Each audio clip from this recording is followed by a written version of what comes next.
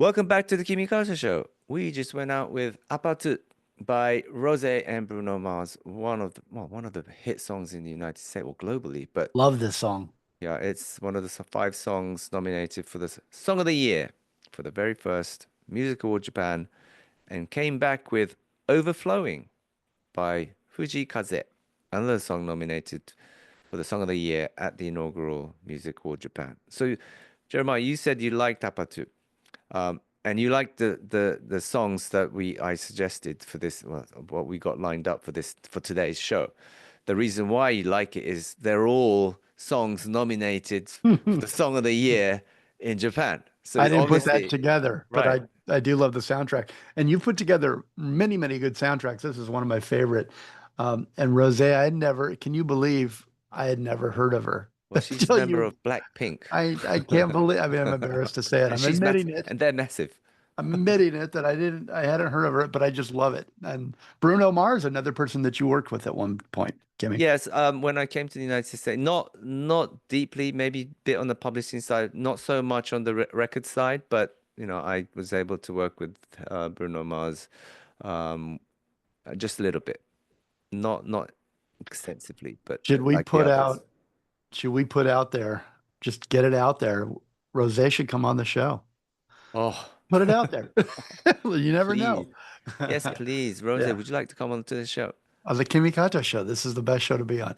Okay, proceed, my friend. I'm All sorry. right. But All right. thanks for the great music. Oh, one last thing. If you like the soundtracks for these shows, you can find them. If you go through my link on all of my social, I put up the Kimi Kato show soundtrack there. And so you can find all these soundtracks as a Great. So, playlist. oh, excellent. And yeah, no, so this week's playlist or song list is from all the songs that were nominated for for the Music Award Japan that's going to be held in Kyoto on on May 21st and 25, which is in a couple of weeks. I wanted to introduce this music award and why is it so important and who's organizing it, so that you get to understand the the entire music industry as a whole. I don't think we can get into everything this week, so let's talk about the music awards and all the nominees next week. But I'm gonna quickly talk about uh, the organizers of this music award Japan and why is it so important. It's it's basically it's organized by Japan Culture and Entertainment Industry Promotion Association, called CEIPA. I mentioned this a few times now, and probably mentioned it previously. And if you might have kind of recognized the name through listening to the past shows. This organization, or the so the five major organizations that compose CEPA is the key is the key organizations that that builds the music industry of Japan. It's the components of each of the music sector, including the record labels, the artist management, music production, publishing, and live events.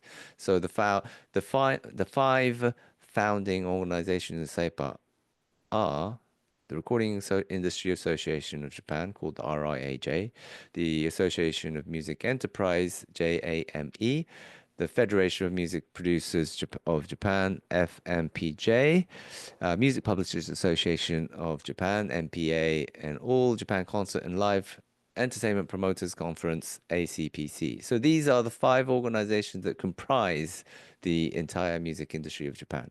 And looking back at the history of the Japanese music industry since the 50s, all these organizations were created to benefit their own sector in the music industry, to protect and enhance and grow their own business within the music industry. So ultimately, it was very siloed.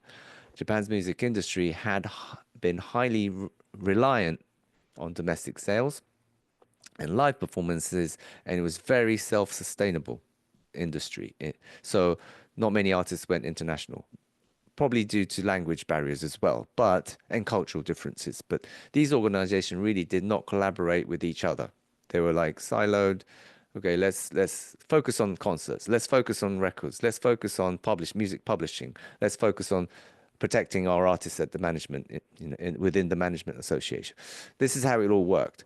So everyone was like, it was almost like competing against each other within the music industry. Okay, that was okay as the industry thrived and grew along with the economy of Japan.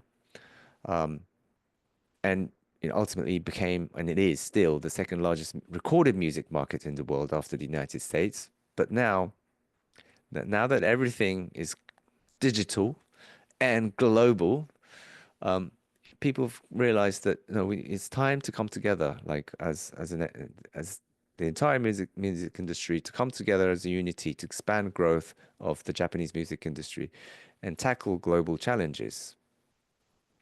Hence, this organization was formed to unite all the five sectors of the music industry, and it's comprised of those.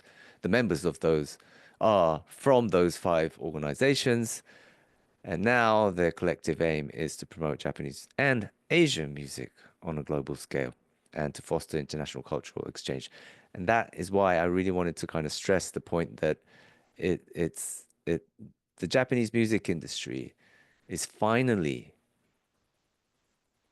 gathering, holding each other's hand, and let's unite to bring music to the global stage along with our artists from Japan. And I think it's a great initiative, and this is the first music award to represent that initiative and to announce and prove and show that the music industry of Japan wants to be a cultural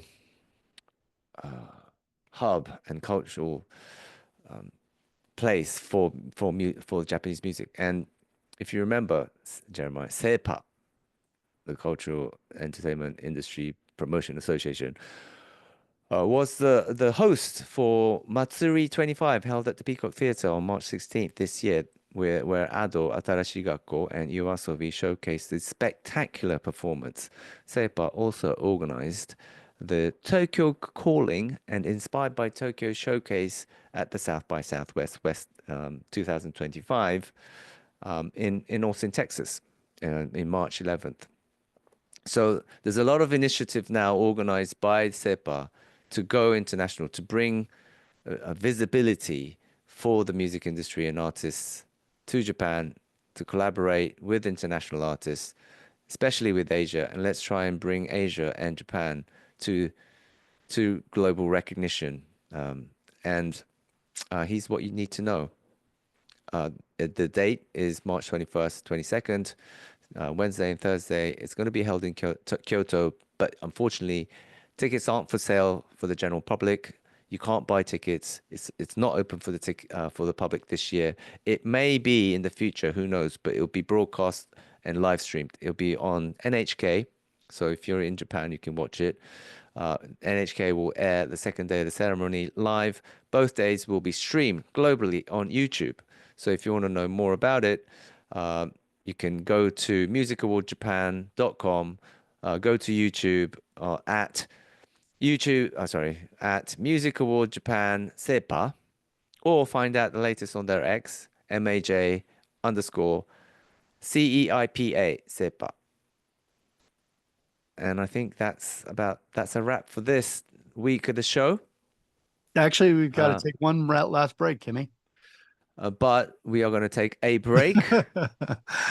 And we're going to play some more great music. Who are we playing? The song that we are going to air is another song that was nominated for the Song of the Year, and it's one of my favorite songs of last year for me. It's Lilac by Mrs. Green Apple. And you're listening to the Kimi Kato Show with Jeremiah.